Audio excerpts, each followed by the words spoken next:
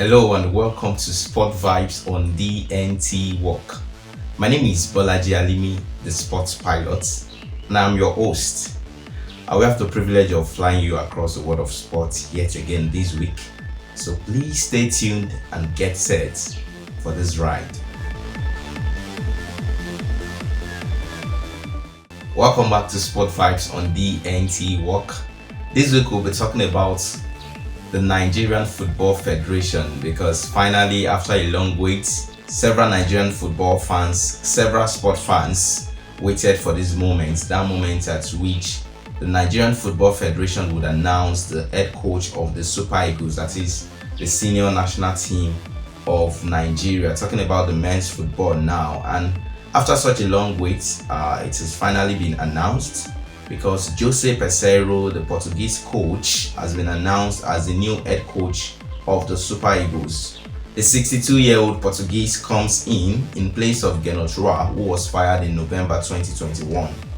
In his younger days, Peseiro played as a striker, and after a career spanning 15 years, he ventured into management. He has worked for national teams and clubs across 4 different continents, including Europe, Africa, South America, and Asia. Peseiro is an educationist with a degree in physical education and sports sciences. He has top-level coaching qualifications and has coached at clubs like Sporting Lisbon, FC Porto, Al Ahly of Cairo, and also as an assistant coach at Real Madrid in the 2003-2004 season. Aside from these, he has worked as head coach of the Saudi Arabian national team and several other teams indeed, because the list is really long, but this seems to be the highlight of his management career so far. Talking about Jose Peseiro, the 62-year-old Portuguese manager who has been recently confirmed as the Super Eagles head coach. So looking at his management career so far, you would say he's a decent manager. You would agree.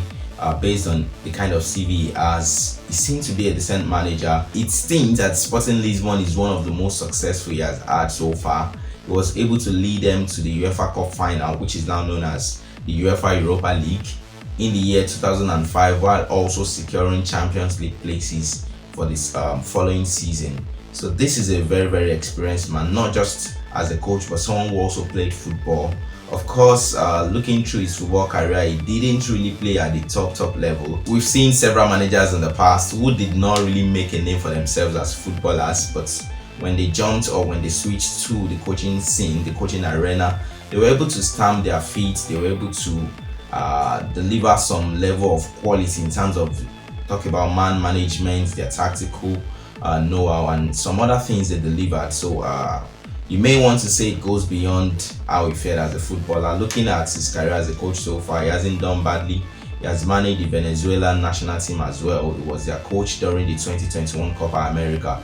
So this is a very experienced man, and he seemed to be more experienced than Genotroa, who was the previous manager. Of course, some people would wonder and ask, what about Austin Eguavon? Because this man was also in charge of the Super Eagles, but he was only on an appointment as an interim manager. He was meant to lead the Super Eagles to the 2021 AFCON, which was held in the year 2022, earlier this year, one in which the Super Eagles got eliminated by Tunisia at the round of 16.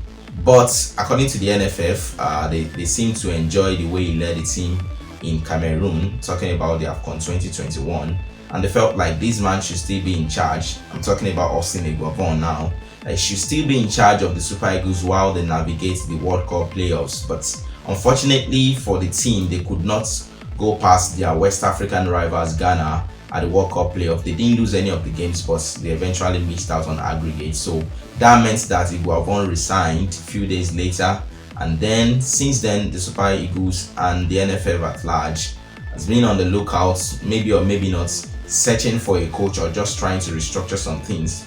But after a long wait, Jose Peseiro has been announced, and there's a lot of lessons to learn from this as well. Of course, on Sport Vibes, it's not just about the news, as exciting as it may be. The prospect of having a new experienced coach being in charge of one of the top footballing nations in Africa. So yes, definitely it is exciting to have a fresh face on the scene. Not totally fresh, because this is a man that has managed in African on the African scene before. He's been the coach of Al Ahly of Cairo. And so now let's quickly talk about one or two lessons we can learn from this appointment. But before we do that, I would like to mention to you that it was not just about Jose Peseiro. That seemed to be the most significant, because you want to know who the head coach is, who is going to lead other members of the technical crew. And so talking about the full Super Eagles technical crew now, as you already know by now, the head coach is Jose Peseiro. We also have Finidi George, a former international for the Super Eagles, as the first assistant coach. Salisu Yusuf is the second assistant coach. He also has other assignments with the Chan, talking about the local based players, and of course some other assignment behind the scene. And you have Usman Abdullah as the third assistant coach. Ike Shoromu, a former goalkeeper also of the Super Eagles, is the goalkeeper's trainer. And this seemed to be the most exciting to me, talking about Eboborise Uwejamome, who has now been announced as the match analyst of the Super Eagles. Now this is a 26-year-old young man who has a UFRB license in terms of coaching, so I'm sure you're excited about that. A lot of Nigerian fans should be indeed, because it's rare to see, it's really rare to see young guys like that proceed so fast, talking about getting their coaching badges on the African scene, and this is so encouraging to many. We'll take a quick break now. We'll talk more about Eboborise when we come back, and then look at one or two lessons generally from the stories we've served you so far. Stay tuned. Thank you so much for watching Sport Vibes on DNT Work. If you enjoyed the video, ensure you subscribe, like, and share the video. Thank you. Thank you for staying with us. Welcome back to Sport Vibes on DNT Work. We've talked about Jose Peseiro's announcement as the new head coach of the Super Eagles, talking about the national team in Nigeria, the men's national football team. So what are the lessons we can learn so far? Don't forget, we also mentioned some other members of the newly assembled technical crew. And of course, I mentioned and laid emphasis on the appointment of a new match analyst, a 26-year-old man, Coach Eboborise. So now he's 26, he's young, he's vibrant, he has the UFRB license, and he will be in charge of match analysis for the Super Eagles. But quickly, let's talk about the lessons we can deduce from the appointment of Jose Peseiro. You see, Jose Peseiro was approached by the NFF much earlier, almost immediately after the dismissal of Genotroa. And according to the news we had, it seemed as if he was supposed to take charge of the Super Eagles immediately after the AFCON, because they felt, talking about the NFF now, the NFF felt a Guavon who has been around the Super Eagles in times past could come in and quickly adjust, adapt to things within the Nigerian system, because bringing a new face to take your team to the tournament as huge as AFCON would not be a good idea, according to the reports that were flying around. But after all that happened during the AFCON, the Nigerian Super Eagles got off to a flying start, defeating Egypt in the opening match. They won all their 3 group games, and the NFF were impressed by that, in spite of the fact that they lost narrowly to North African rivals Tunisia at the round of 16. The NFF hierarchy still felt like this man, Austin Eguavon, should proceed, should handle the qualifiers, the World Cup qualifiers against Ghana. That didn't go so well at the end of everything, and of course we fed you about the story of his resignation, talking about Eguavon earlier. But to cut the long story short now, it's getting long already. You're talking about Peseiro having to wait. That is the lesson from that. The need for us to wait for our opportunities. Sometimes people, because only God has absolute integrity, only God is capable of making promises and keeping to it 100%. That is not an excuse for you not to possess integrity. As much as possible, we should exemplify the life of God. We should live the life of God and have integrity, keep up to time, keep up to appointments ourselves. External circumstances sometimes could mean that you do not meet up with some things you promise. Nonetheless, we're talking about the fact that the NFF could not go, they backtracked on what they had promised or what they had said. All these things still based on what we had from the news reports. that flew around that the NFF were to appoint or were to officially announce Peseiro as head coach of the Super Eagles immediately after the AFCON, after whatever job handed to Iguavon was done. But they were satisfied by what they saw at the AFCON, and so they seemed to backtrack on their agreements. There was a post by Peseiro on his Instagram account talking about the fact that he never really had an official agreement with the NFF, and all these things happened. But the point you are trying to bring out is that even when people disappoint, even when it seems what you're waiting for, because Peseiro wanted a job, even when it seems those things are not coming forth, you can still wait. He had to wait till the end of AFCON, and then he had to wait again for another opportunity. So you can still wait on the right season for you to reap the rewards of your labor. Sometimes you expect immediate results on some of your investments, and they don't seem to come through quickly enough. Just give it time. Sometimes it's not about instant rewards, really. Sometimes you have to look at it in the perspective of the truth that the bigger the kind of fruit you're expecting. If you're planting a tree, it takes longer time to germinate, it takes longer time to come out big compared to just planting a vegetable. So the bigger the kind of reward you're anticipating, the longer you might have to wait.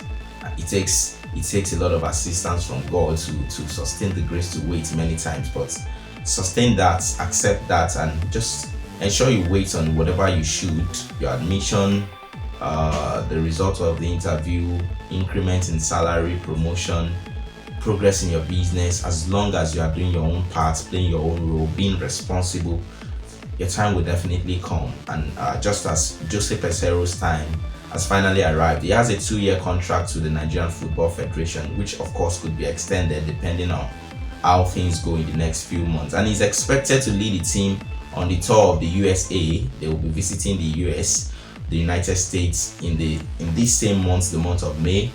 They will be playing the L3, talking about Mexico national team and the Ecuador national team. Talking about Coach Ebo Borise, who has been announced as the match analyst for the Super Eagles, 26-year-old. It's really amazing to see that this is the kind of news we want to get. Young men making progress in their fields regardless of where it is. And I had the privilege of looking through his story for quite some time, and then he himself mentioned the truth that he wasn't really interested in coaching from the start. It was not, an average young man across the world, or maybe peculiar to Africa. An average young boy wants to play football from the age of 5 to 12. There's an interest, according to him also, he attested to that. From the age of 5 to 12, you want to be involved in football, and then maybe at some point you have to prioritize your education or something else. But it's a common thing to see young boys kick about around the school compound, across their streets at a young age. And the same was the story of Ebo Borise. He also talked about the fact that what really helped his interest in terms of making decision to go on and proceed as a coach is the fact that while he was in secondary school, there were several times he was involved in arguments with his secondary school colleagues about football. We've seen this several times. Arguments, this club is better than mine, this player is better than these. And the quest for knowledge, the willingness to be better, to have the best of knowledge among his guys, among his friends, meant that he kept on doing a lot of fact findings, and this led to another thing. From there, the interest grew, and then we have a UFRB license holder in Ebo Borise. Congratulations to him. And so what's the lesson we can take from that? Regardless of where the interest starts from, regardless of the age, regardless of any other limitation that seems to appear, it's not a common thing to see a 26-year-old have a UFRB license in Africa, in Nigeria. But this man has gone beyond that. He chose not to see any limitation to what he wanted to achieve. And same goes to you and I.